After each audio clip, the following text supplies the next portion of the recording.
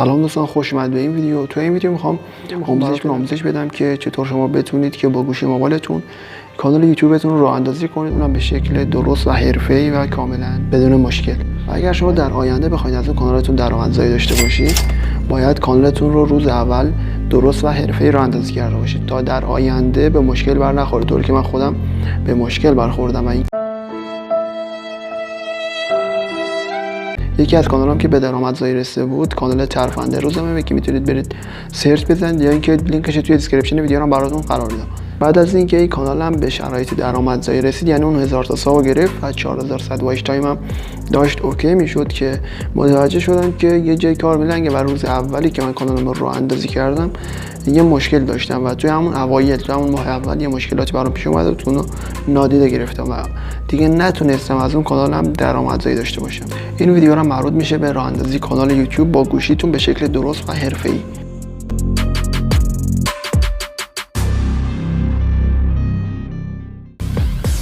من یه جیمیل انتخاب میکنم که هنوز روش کانال ایجاد نکردم. اینجا براتون میاد که شما با چه اسمی، با چه آیدی و با چه عکسی شما میخواید یه سایز مخصوصی داره. این قسمت وسطی برای نمایش دادن روی گوشیاتونه. قسمت چنل آرت داره گوشی، یه لوگو داره، این لوگوشه و اینکه اسم داره و درباره. قسمت درباره هم که این قسمت. خب آموزش رو شروع میکنیم، اما قبل از اینکه آموزش شروع بشه ممنون میشم این ویدیو رو لایک کنید و اگر کانالم رو سابسکرایب ندارید حتما الان سابسکرایب کنید. در قدم اول شما یه دونه جیمیل لازم دارید که من آموزش ساخت جیمیل با گوشی رو قبلا ضبط کردم و لینکش رو توی دیسکریپشن ویدیو و این بالا براتون قرار میدم. شما میتونید یه دونه جیمیل بسازید. اول اگر شما خودتون جیمیل ساختید قبلا روی گوشیتون، اون جیمیل رو بذارید کنار و یه جیمیل جدید بسازید و کاملا باید جیمیلتون جدید باشه و همین الان جیمیلتون رو بسازید. و بعد از اینکه جیمیلتون رو ساختید، برنامه یوتیوب رو اگر روی گوشیتون نصب ندارید وارد گوگل پلی بشید و نصب کنید که روی گوشی اندروید به طور پیش‌فرض نصب شده است. قسمت اطلاعات برنامه رو شما کلیک کنید از یوتیوب و برنامه یوتیوب رو کلیر دیتا کنید. قسمت مدیر ذخیره سازی همون محل ذخیره و اینکه پاک کردن داده اگر گوشی شما انگلیسی کلیر دیتا نوشته و اینو پاک کنید و با این کار تمامی فایل های ذخیره شده یوتیوب روی گوشی شما پاک میشه. نگران حساباتون نباشید، حساب ها اصلا پاک نمیشه و برنامه یوتیوب شما طوری میشه که انگار همین الان برنامه یوتیوب رو توی گوشتون نصب کردید. برنامه یوتیوب رو باز میکنیم و منتظر اون برنامه یوتیوب برام لود بشه. در اینجا لیستی از جیمیل ها براتون بالا میاد، جیمیل هایی که روی گوشیتون شما ذخیره دارید و اد کردید. اینجا همون جیمیل رو انتخاب کنید که تازه ساختید و همین الان اون جیمیل رو درست کردید. من یه جیمیل انتخاب میکنم که هنوز روش کانال ایجاد نکردم و کمی صبر میکنم برام جیمیل بالا بیاد و لود بشه. من روی این جیمیلم هنوز کانال نساختم و وقتی وارد این محیط شدید فقط کافیه شما روی قسمت مثبت پایین کلیک کنید و بارگذاری ویدیو رو کلیک کنید. خب اینجا من دسترسی میدم بهش. اینجا یه دونه ویدیو انتخاب میکنم از توی گوشیم، یه فرقی نمیکنه، یه دونه ویدیو کوتاه باشه.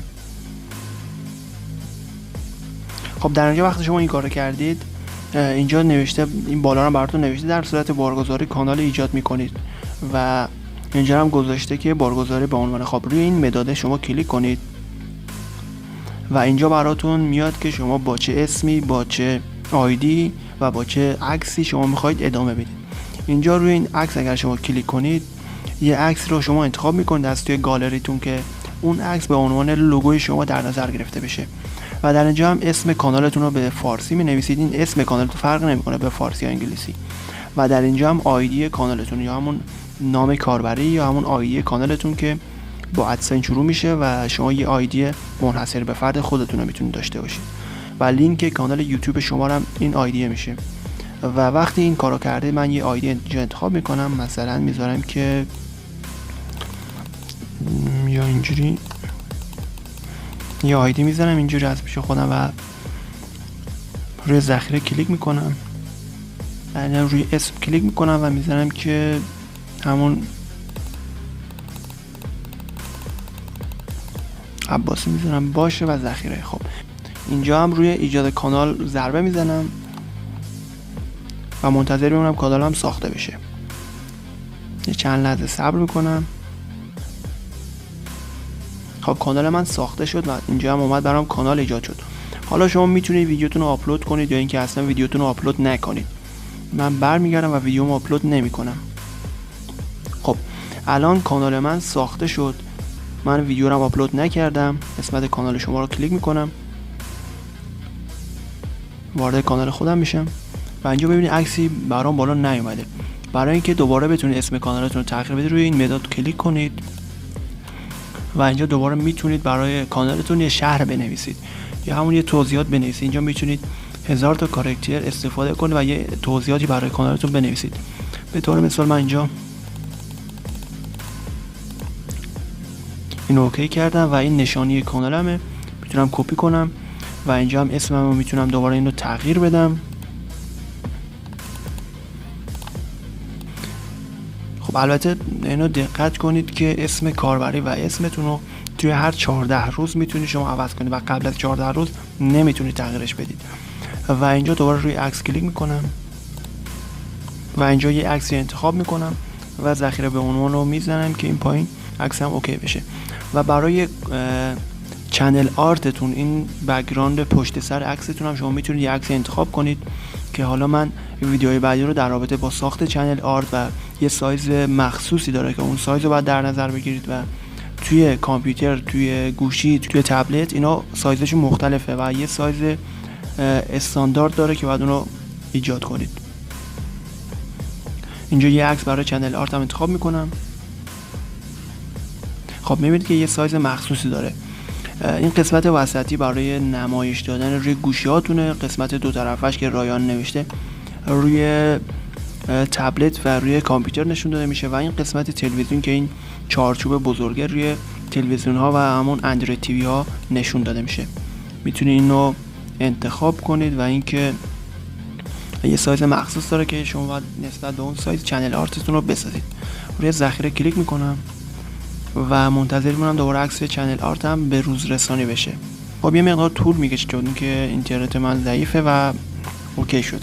بالاخره اوکی شد و چنل آرت منم اوکی شد. خب برمیگردم، میبینید که چنل آرت داره گوشیم، یه لوگو داره، این لوگوشه و اینکه اسم داره و درباره. قسمت درباره هم که این قسمت شما میتونید اون شرحتون رو بنویسید، همین این قسمت. و این هم از آموزش ساخت کانال یوتیوب به روش درست و استاندارد. امیدوارم این ویدیو رو لایک کرده باشید و برامون کامنت بذارید، سابسکرایب کنید. ممنون، دمتون گرم. منتظر ویدیوهای بعدی هم باشید که آموزشات بیشتر در رابطه با یوتیوب رو براتون ارائه میدم. تا ویدیو بعدی، خدا نگهدار.